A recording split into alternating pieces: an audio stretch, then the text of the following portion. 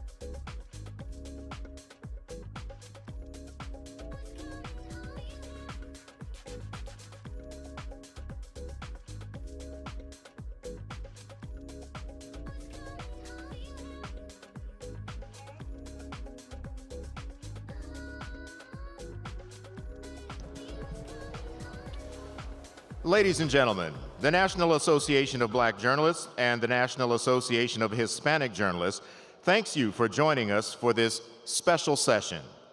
Please welcome NABJ President Dorothy Tucker, NAHJ President Nora López, and our special guest, the Chief Spokesperson for President Joe Biden, White House Press Secretary Karine Jean-Pierre.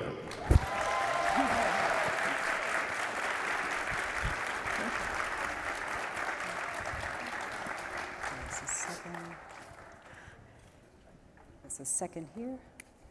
Okay. Thank you. Oh, welcome. Thank you. Thank you. You obviously got the yellow memo. Yes, we did. We both did. It is such an honor to have you here. Thank you for having me this morning. The first Black White House Secretary.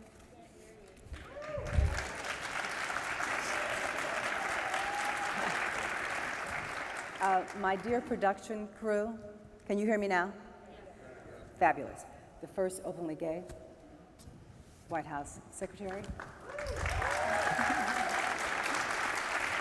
Tell us about your journey to hold such a historic position. Well, first of all, thank you so much for having me. It is truly an honor to be here and a privilege to be here. Thank you to you, Dorothy, and to you, Nora. And also the NABJ and NAHJ community. It is not lost on me on how important this convening is, especially in particular the time that we're in. And also it's not lost on me, as you just laid out in my introduction, being a first in many different ways. And I know so many of you who are out here have been first yourselves and have walked the steps that I'm walking and know exactly what it's like to be in that role. And so I thank you as well for just being here and for continue to share your lived experiences, but also report all the work and all the things that you're seeing, not just in the White House, but just across the country. It is so important to have all of you in the roles that you have, journalists, media world. Because it is the time now to speak up and truly write about what we're seeing out there. And so just want to let you know the Biden-Harris administration appreciates you all.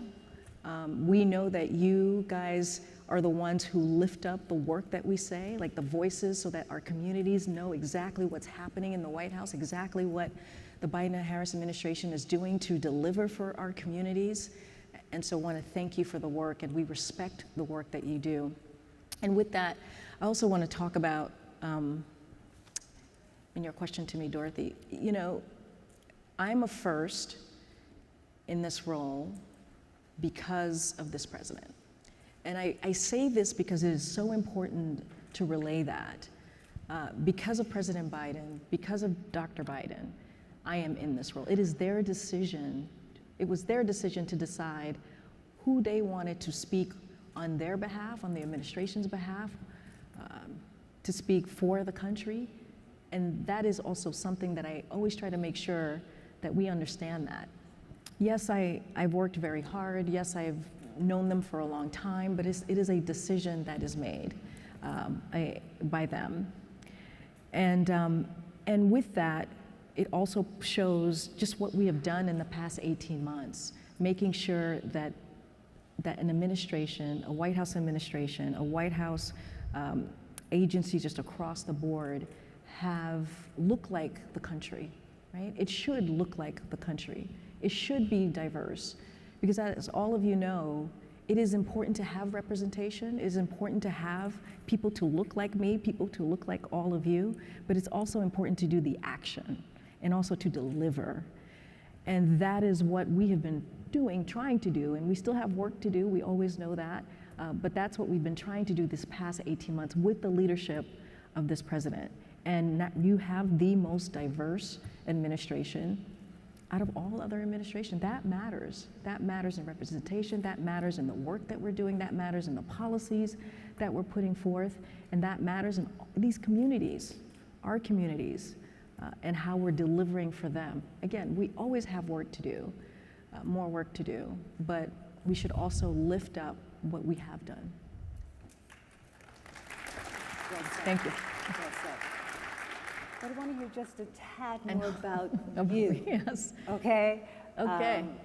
Just share a little bit about your journey and perhaps things in the past that have made it easier for you, lessons learned that prepared you for a role that you did or did not think about, something you aspired to, but or. So, as I look out, it's hard to see everybody, but I see some folks that I recognize, some folks who are friends of mine in here. It is not easy.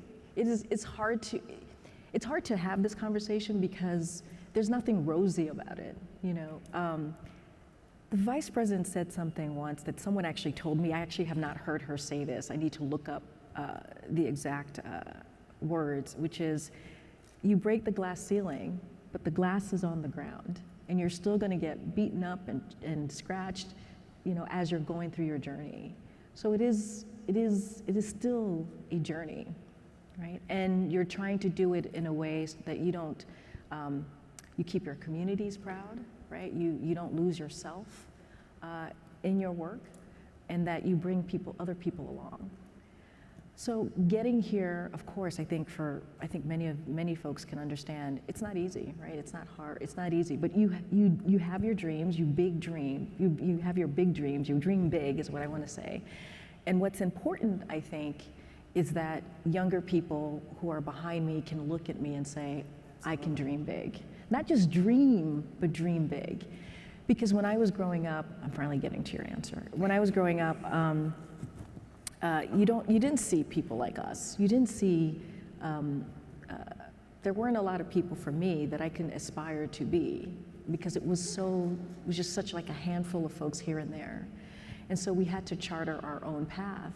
But that you have ancestors who have taken the steps and really broken down some doors for us to be here. So you inherently know that. But you look at the different industries and you look at,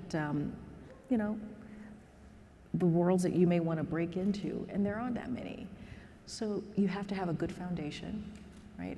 I am very grateful to my parents for always telling me that I can be whoever I want and do whatever it is that I want to do in life. And then the mentors that I've had along the way, who have helped open doors for me, helped open my mind to see what are the things that I can accomplish. How do I get from I always say it's not A to B, but A to C. Like, what are the trajectories to doing that? And just having people who are allies, who are really going to fight for you and really going to lift you up whenever they can. So it is a journey, it's a process. It's not an easy one. As we all know, being first is, yes, you get named and you get put in those positions, but there's so much more that comes with that, that you have to work through. Thank you for sharing. We would be remiss if we did not ask about the President's health. Mm-hmm. How is he recovering now? And then the fact that he has been, did have COVID-19, that kind of raises questions about his health, and how that might impact his job, but how's he doing? He's doing great. He actually tested negative this morning, so yay, right? We want our president to be out there again. He has been working, when I've talked to him, he said, tell folks that I've been working 8+ hours a day, and I'm still doing the work here in the White House residence. So he was isolated for when we had announced his positive test a couple weeks ago. Then he had a rebound, and so then he went back into isolation. He's been doing very, very well. And because, I want to say this, because of the work that he has done when it comes to this once-in-a-generation pandemic, when we came into the office, we inherited this disjointed response on the pandemic. And what we were able to do, and in an equitable way, we made sure that no communities were left behind in making sure vaccines got out there, making sure boosters got out there, making sure treatment got out there, making sure the funding went into schools to make sure that schools could reopen, because the schools were shut down. So they had the ventilation and all the needs that they needed, making sure businesses were able to reopen. All of that came through the work that we have done You hear us talk about the American Rescue Plan. If it was not for that, we would not have this comprehensive approach that we have had. And we see it when the president got COVID. We saw that moment as a teachable moment. Here's the president who has COVID. He had very mild symptoms. Because he was vaccinated, because he was double boosted, because he had the treatment that all of us now have. And so I think that's important to know that we're able to manage now this pandemic. Look, I know you were asking me about his health. It's hard to keep up with him. I'm going to be very, very honest. He goes and he goes and he goes, and we all have a hard time keeping up with him. He's laser focused on the job at hand, which is not an easy one. We have to remember where we were, what was happening 4 years before, and there is no switching the light. This is going to take time to get us in a place where people are truly feeling it, but the work has been done. A friend of mine just said to me, the work that we have done is it's not a sugar high, right? It is something that is long lasting and will have generational effect. When we talk about generational wealth, you think about the American Rescue Plan, you think about the bipartisan infrastructure deal that is now law. Those things, those big pieces of legislation did not leave the Black community behind and did not leave the Latino community behind or any other community. It made sure that we brought everybody with us. And you see that in numbers. Again, more work needs to be done, but you see that in the economy, you see that in household, making sure people are not losing their homes. You see that in schools and what we've been able to put into schools. HBCUs, $5.8 billion, and that was just a down payment more than any other administration. Like, that is real. That is real, and that is a commitment that we have made and will continue to make. So there's, again, always more work to be done, but we're doing the work, I would say. Thank you. While many of the journalists here aspire and want to be White House correspondents, most of us are in local and regional papers. What advice do you have for those reporters who want to cover what the White House is doing but aren't plugged in? No, we care about what we call the regional reporters do. We have a regional team. We have a regional team at the White House, in the White House comm shop, that is in regular touch with reporters just across the country, because we understand how important local reporters are. And so if you're not in touch with us, please let us know. We will make sure that we open those lines of communications for you. It is so critical, it is so important. There was a period of time where I was doing regional TV, talking to regional reporters a couple times just a week. And so it is important to do that because we understand, like, the work that we're doing. We talk about gas prices when we talk about, oh yeah, the work that the president has done, gas prices has gone down in a way that we have not seen in a decade, and it's going to save families and households real money. We want to talk to local reporters about that because that's where folks are going to hear that news in a most direct way. So that is important for us too. We have a regional team. They are doing that work every day. We put out cabinet secretaries, we put out White House officials every day to make sure that we're pushing our message out, but also that the folks know exactly what is happening in the White House.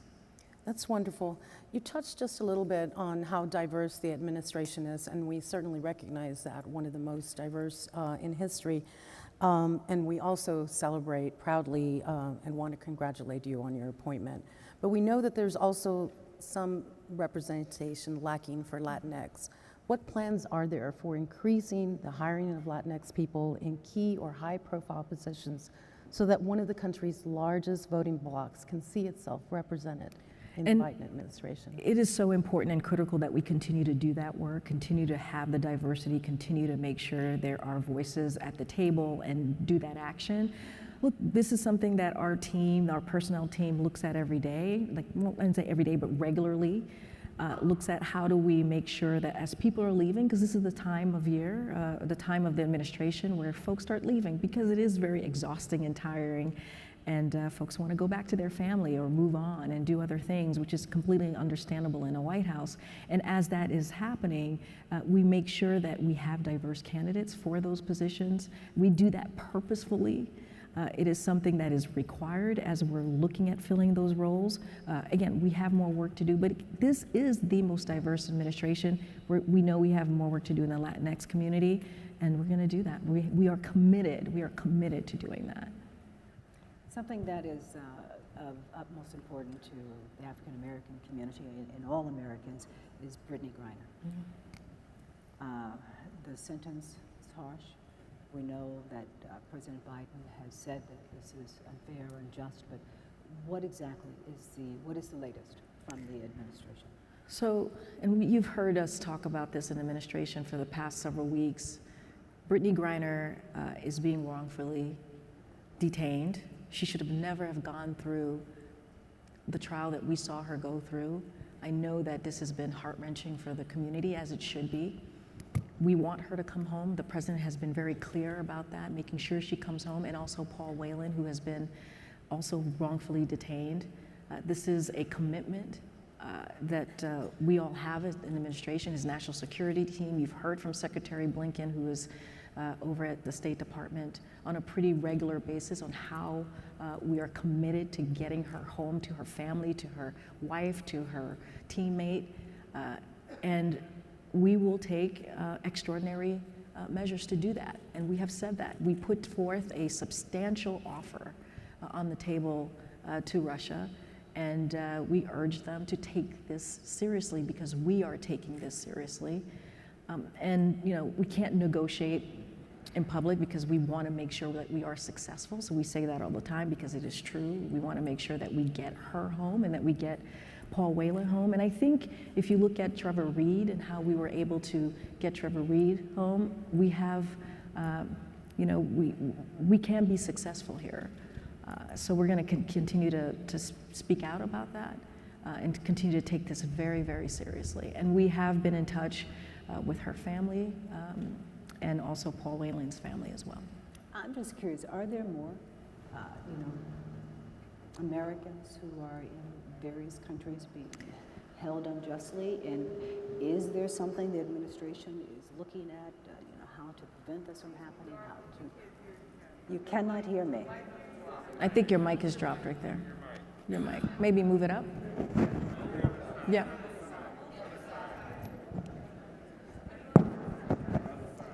The other side? This is a mic. Yeah. Should we put it on the other side? You want me to put it on this side? Is that what you're saying? Okay, thank God she's here. I can already hear you better. Okay. Sounds great. Okay, is that? There you go. Can you talk? Is that right? How's that? 1, 2, 3.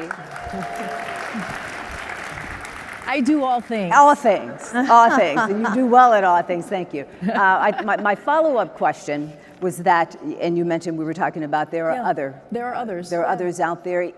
How do you deal with that? Is there something the administration is having, a conversation about how to make sure we're not in this position again with yet another prisoner held unjustly? There are others. There are other U.S. nationals who are being wrongfully detained and held hostage just across the globe. And it is something that the Secretary and the State Department and the President and our national security team have been very clear on making that a priority to get them home. We put out a plan not too long ago, about a month ago, that laid out basically sanctions and what else we would do if we continue to see this, if we continue to see U.S. nationals being wrongfully detained and held hostage. So we put that out to make our voice really clear and to make sure that folks knew that we're taking this even more seriously. We're taking this a step further. But when it comes to Brittany Griner, we are going to take extraordinary measures, as I've said, to make sure she comes home. We have a substantial offer on the table, and we're going to continue to have that conversation between government and government. I'm executive editor at the San Antonio Express News, so Uvalde is right in our backyard. And while the House recently passed a bill banning assault weapons, Many believe it's dead in the water when it arrives in the Senate, even though there seems to be overwhelming support, and polls show, of Americans who support such bans. What is President Biden doing behind the scenes to try to push for passage of the bill? And what else is he doing to push further, such as age limits to purchase guns? Yeah, so this is very personal to us. This is very personal to the president. I went to Buffalo with him. I traveled to Buffalo with him when he met with the family members of the 10 who were murdered. Just going to a grocery store on a Saturday, which is something that we all do on a regular basis. I do that all the time with our daughter, and it is a scary thing to think about. And so we went there and had that conversation, and really he gave comfort to the families there. We went to Uvalde. That was a very difficult trip. We talk about 19 kids being slaughtered. That was a difficult time with the 2 teachers who did everything that they could to protect their young lives. Those trips are not easy. Our communities are being devastated across the country by gun violence, by these massacres that we're seeing. You know, you think about Sandy Hook, which is something where the president also was very involved in meeting with the families when he was vice president. It's devastating to see. It's heartbreaking to see. Our children should be able to go to school and not worry about dying, and you should not be having those conversations with young kids. We should be able to go to the supermarket and not worry about dying, because we should be able to do that on a weekend or a weekday. And so if you think about what we have this past year and what we have been able to accomplish, there is that bipartisan gun reform legislation that is now law that the president signed a couple of weeks ago. It is the first step. 30 years ago, we had the assault weapons ban, which is something that President Biden, when he was senator, led on. And that's 30 years ago. We were able to ban assault weapons, and the moment that that piece of legislation sunset, it was in '94, and then in 2004 it sunset, we saw the gun violence death triple with assault weapons. And so it is something that is incredibly personal to us as an administration, to him, and we're going to continue to do the work. Yes, the House, as you just mentioned, passed the assault weapons ban, which we commend them, because honestly, that is the way we're going to change what we're seeing right now with gun violence, is with legislation. And so we're going to, the president and his team, the Office of Leg Affairs, and also other offices in the White House have continuous conversations. We are having conversations right now about that piece of legislation and the steps that it's the next steps and what support we can give it from the White House to get that done. And we're going to continue to do that. We're not going to, the thing about this president, and he's been doing this for a long time, as you guys know, 36 years as senator, 8 years as vice president, and now going into 18 months, 19 months as president. He doesn't stop with what we see as failure. That is not, failure or things not happening is not the answer. You should never ever stop there. You gotta continue to do the work. You gotta continue to push harder, because there's a reason that I'm in my position. There's a reason why we're at the White House. It's because folks decided in November of 2020 that they wanted something different, that they wanted to see their lives changed, that they wanted to make sure that their voices were being heard. And that is what we are trying to do every day. It is not easy. We are not perfect. Things need to continue to get done. But that is what we're doing every day. That is why I'm here. I'm here today so I can talk to all of you. You all can ask me questions. I will answer them as honestly as I can, as truthfully as I can, and give you the facts as they are. And of course, it's always a give and take. But it is so important for you all to hear and to know what we're doing so that you can report back and give that back to the community so that they know what's going on, because they already know what's at stake every day in their lives. They want to know, what are we doing to protect their lives, to lift them up, and to continue making sure that we're delivering for them. Absolutely. Speaking of making sure that we all get a chance to ask questions, we are going to take questions, so if you wouldn't mind lining up, preparing to line up. The microphones are on one side or the other, I'm not quite sure, but please, one microphone. Oh, it's right there where the white piece of paper is. Perfect. It's over here in the center. Okay, good. Oh, no one has questions. I still have one We question. want to give you plenty of time Oh, boy. Yes. to ask your Okay. questions. Go ahead, I Nora. still have one question I want Yeah, to ask. yeah. Sure, yeah. go ahead. So following President Andrés Manuel López Obrador's most recent visit with President Biden, POTUS described the relationship with AMLO as, quote, the most productive relationship, and I would argue a partnership, end quote. With the rising assassinations of journalists in Mexico, how does the president view this as a strong and productive relationship when democracy is being undermined by a burgeoning threat to press freedom? So let me answer the second part of that question, which is when it comes to intimidation, when it comes to attacking independent press, that is something that the president speaks out against. That is something that he calls out. That is something that he has those very important, straightforward conversation with leaders. That doesn't stop him from bringing that up. We know, this is why I'm here. We know how important the independent free press is. We need that, and intimidation should be called out on, and we do that. So Mexico is as you know, is a close partner. They are a neighbor. There are things that we are going to partner on and agree on, and there are things that we are going to absolutely disagree. But we still have to figure out how to work together. They are a partner. We still have to figure out how to work, a longtime partner. We still have to figure out how to work in ways that benefit also the American people. Did this come up as a topic during their visit? I know we put out a readout on that conversation. They were there just recently, I believe on July 12th. That's why I asked, because I don't remember reading about it. So. And I don't have the specifics or details of that specific conversation, but it is something that the president is known for doing. He says he does. And so it is also very important. Again, independent free press is critical. Democracy is critical. That is why you see our leadership in Ukraine, for example, right? Making sure that they're able to fight for their democracy, they're able to fight for their freedom, because if we don't come together and do that, then what can we say about ourselves? Independent free press is critical, and intimidation, we will call that out. One last question from us generally to kind of wrap it up.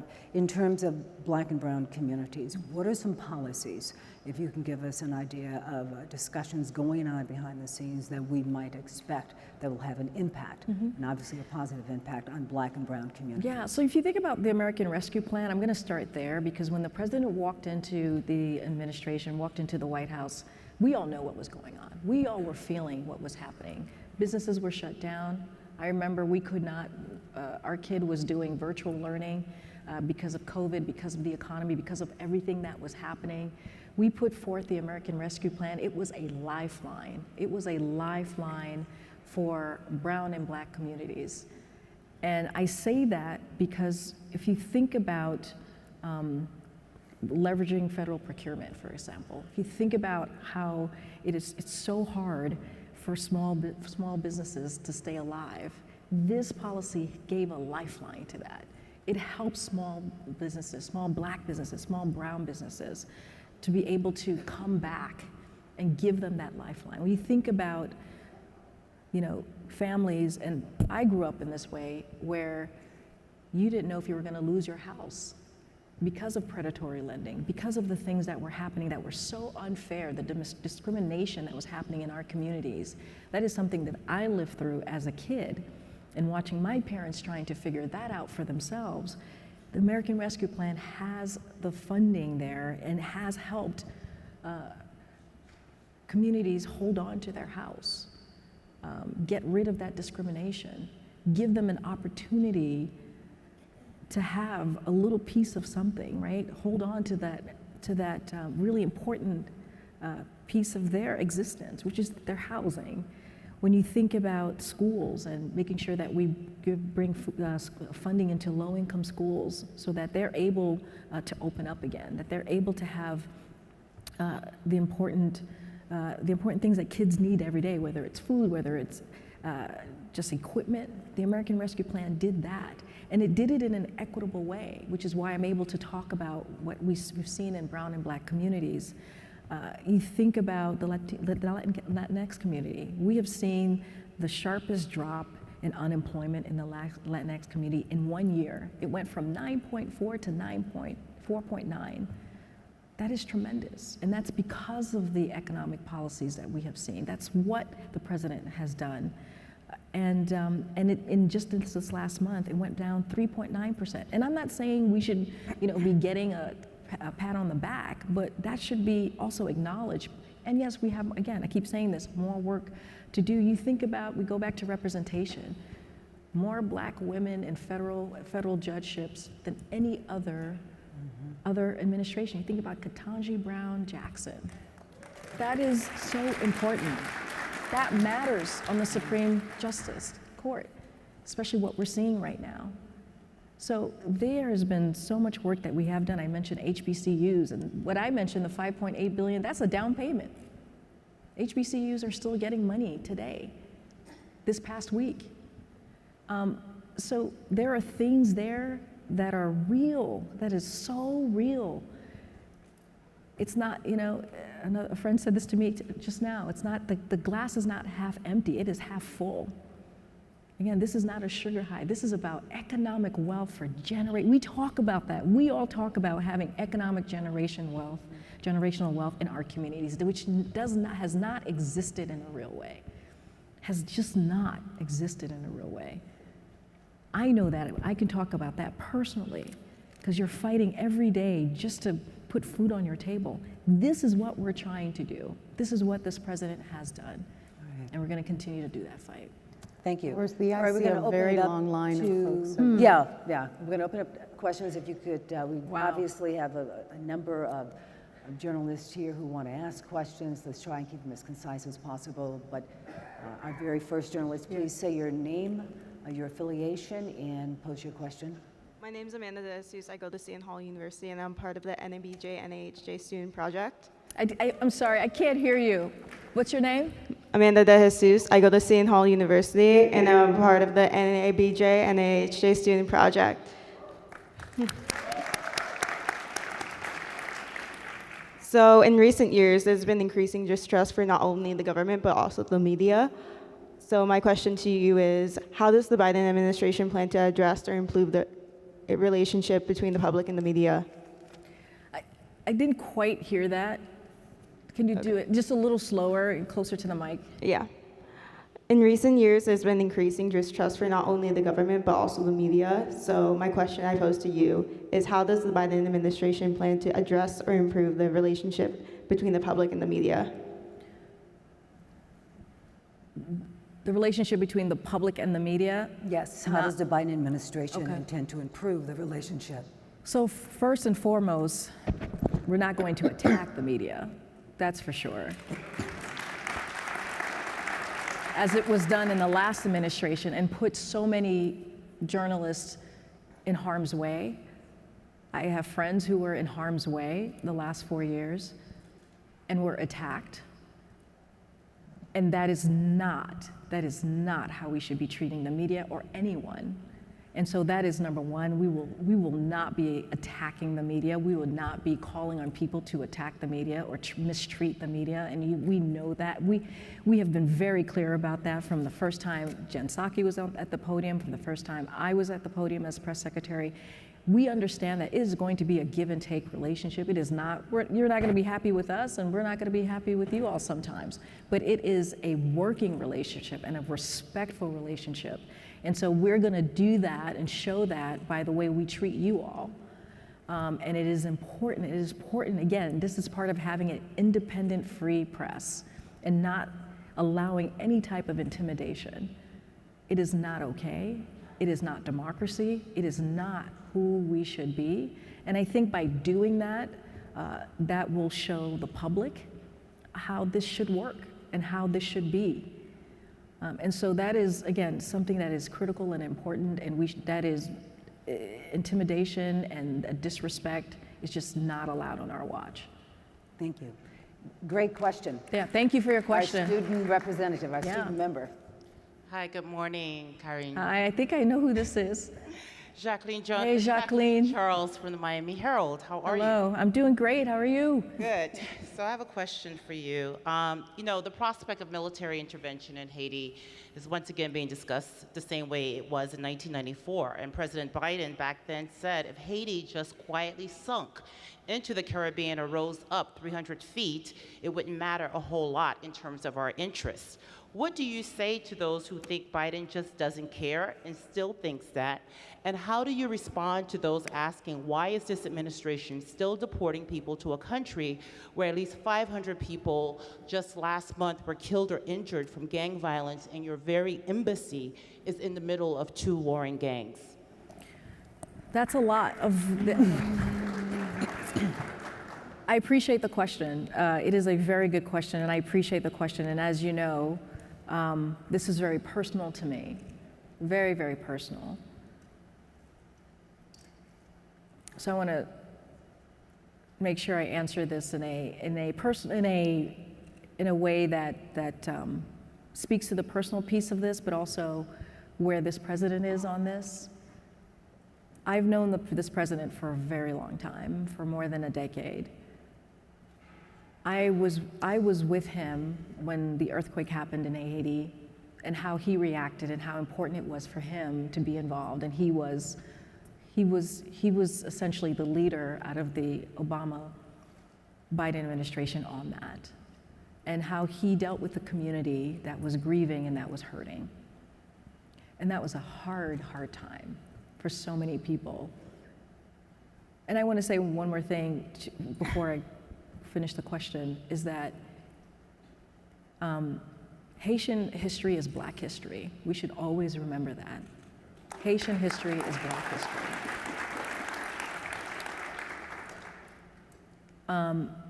And so that's how I really got to know him, is through that piece. I've traveled with him, gone to Little Haiti with him. I've seen him with members of the community. He sees the country as the people there, because I'm going to talk about the people, as friends of the United States.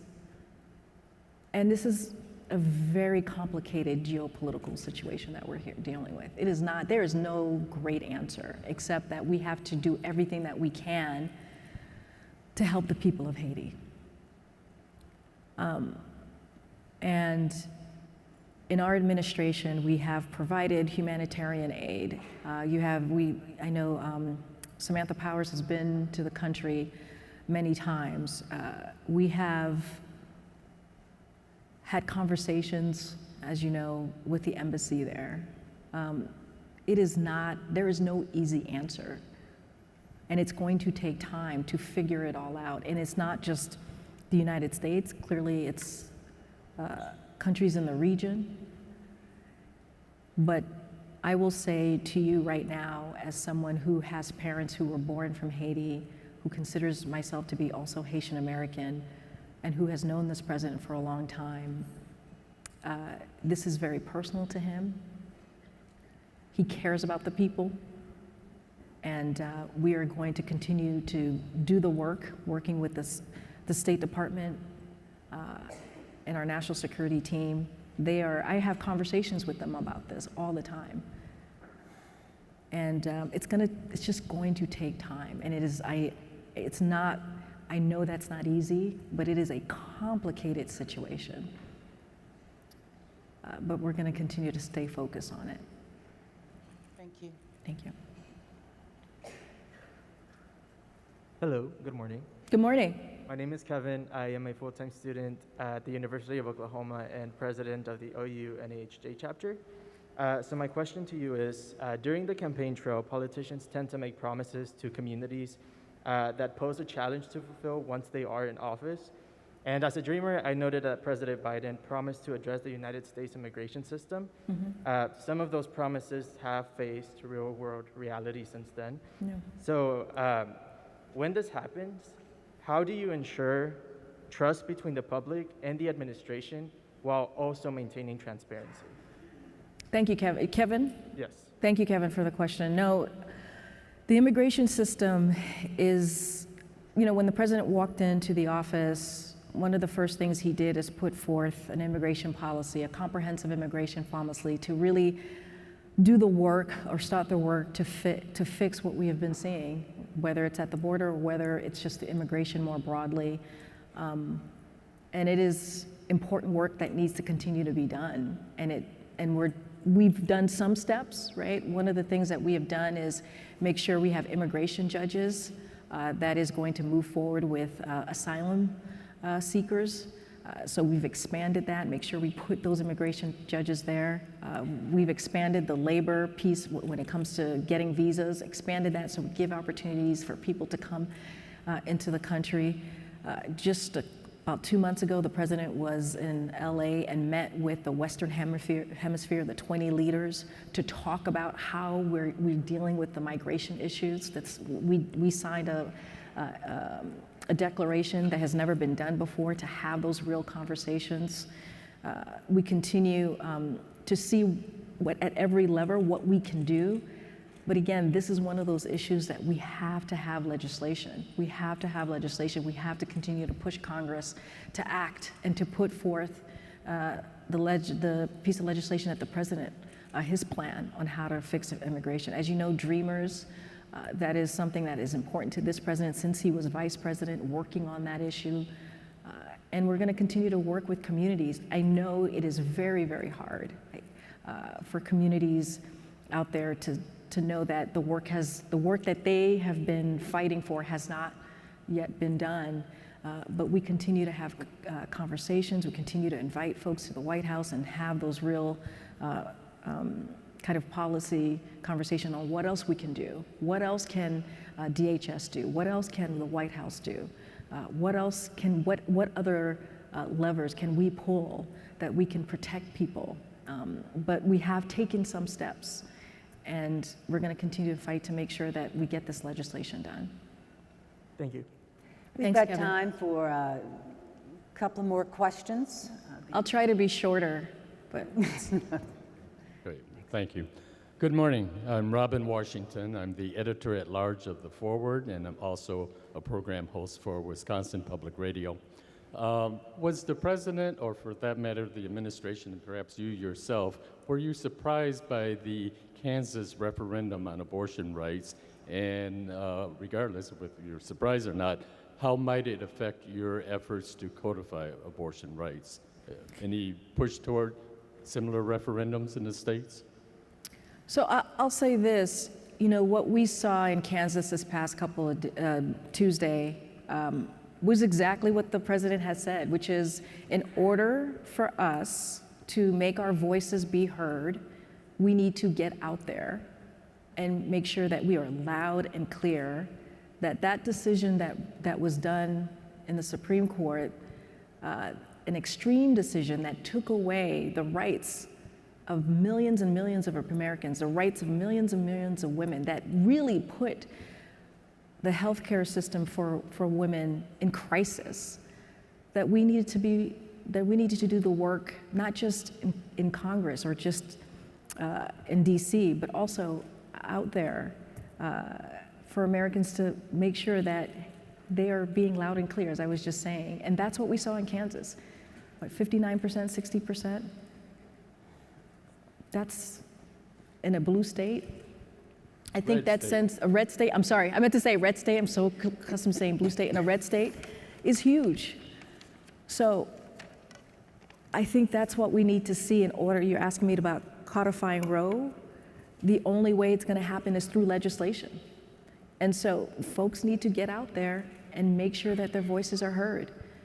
Folks need to get out there, make sure that they say very loud and clear to the extreme Republicans that what they want to do next is make sure that there's a national ban on abortion with no exceptions for rape or incest. That is what they're talking about. And so we have to make sure that we are speak very loud and clear on that. We have to make sure that people are getting out there, just like they did in Kansas, and we got to make sure that we have legislation in Congress that protects the right of women, that protects our freedom, because it's not going to stop there, as we know. There's marriage that's on the line, there's contraception that's on the line. We heard that very clearly from Judge Clarence Thomas. He did not hide that. These are really scary times. There's still so much work to be done. Okay, thank you. Thank you. My apologies to those in line. This is going to have to be the last question. Thank you. My name is David Hood. I am I cover the U.S. Senate for Bloomberg Government. I have like 6 questions, but I think this one's the most important, and it's going to you. Good, you're going to ask one. Yeah, no, I know. I'm holding back here. Need some water. Also, bienvenidos. You're personally attacked on, you as a person are personally attacked on Fox News, on Tucker Carlson's show. Am I? Yes. I did notice. I guess on a daily basis, how do you take care of yourself? Like, how do you, how do you sort of block out that noise? Like, what support systems do you have in place for you personally? Because you as a person and as a professional are attacked. So how do you, as a person, deal with that? What a perfect question Thank to you. wrap up on and take it right back to you and allow you to. Oh, thank you so much. What's your name again? David. David, thank you for the question, David. One of the things that I do is I blur out the noise. I don't read anything good about myself, and I don't read anything bad about myself. And I don't even know, honestly, I don't even know what's out there because I purposefully blur it out. Would you say? It's bad. Oh, well, shocking. Shocking. Look, being a first, that is not shocking, right? We know this to be fact. When you are a first, the microscope is even a little bit sharper. The criticism is a little bit more brutal. And you just have to continue, for me, walk with my head up, walk with pride, know that I am here for a reason. I am living my purpose. I am here because I'm supposed to be here. And no one can take that away from me. No one, unless I let them, and I won't let that happen. So that's kind of the thing. It's like, you know what? I have a job to do. I'm here for a reason. And I am so proud to be in this position. I am so proud to be working for this administration. I am so proud to be the voice for the communities that I represent. And honestly, the people that matter are the communities that I represent. That is what matters. And to make sure the president thinks I'm doing a good job, right? I mean, he's right. I have to make sure that I am doing the job that I'm supposed to be doing, because at the end of the day, it's about the job. But as far as the support system, I have my family, I have my friends. My mom has always been my strongest supporter. She watches everything, and it is every time I call her, she's like, "Okay, I saw you today. I didn't like what that was happening with it's always fun." And so she's like my quiet, supporter there. And I know I make her proud. I know I make her proud every day. And that's what matters, making my family proud.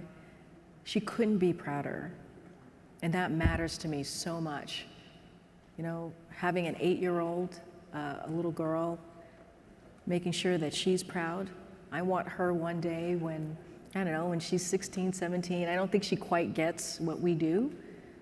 I want her to look at it down the road and be like, oh, wow, that's my mama. Those are my parents. Look what they were able to do. And just be incredibly proud and know that she can do that or much more. Goes back to the representation. It is not lost on me what this role means to so many young people out there. It is not lost on me the work that you all do, because that's how powerful representation is. By just the visual, I think being behind that podium, no one has to even listen to what I'm saying. Just knowing that I'm there, it is hopefully, I hope, going to change so many lives. And a little girl in the middle of America, little black girl, little Latinx girl, or boy, could look up and say, oh wow, I want to do that, and maybe more. Hopefully they dream bigger. So that's what it means to me. That's what matters. Nothing else matters. And that's what I'm going to focus on.